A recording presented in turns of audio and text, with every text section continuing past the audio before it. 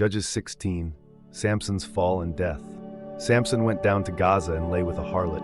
When the Philistines plotted to kill him, he rose at midnight, seized the city gates with their posts and bar, and carried them to a hill before Hebron. Later, Samson loved a woman in the valley of Sorek named Delilah. The lords of the Philistines came to her. Entice him and discover the secret of his great strength, that we may bind him. We will reward you with silver.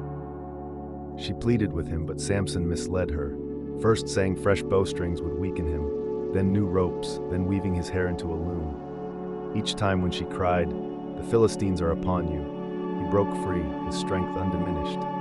Yet Delilah pressed him daily with her words until his soul was vexed to death. At last he revealed, "A razor has never touched my head.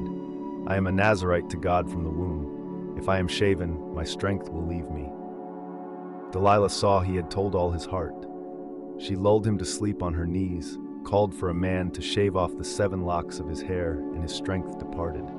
When the Philistines seized him, they gouged out his eyes and bound him in bronze fetters.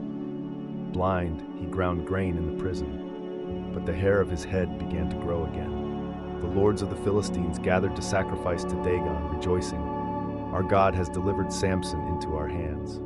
They brought him forth to mock him, and he was set between the pillars.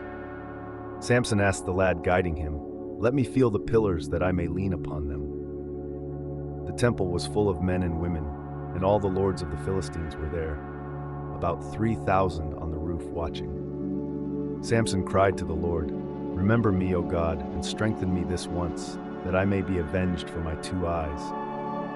He braced himself against the 2 middle pillars, one with his right hand and the other with his left, and said, "Let me die with the Philistines." He bowed with all his might, and the house collapsed upon the lords and all the people within. So the dead he slew at his death were more than he slew in his life. His brothers and father's house came down, took his body, and buried him between Zorah and Eshtaol in the tomb of Manoah his father. He had judged Israel 20 years.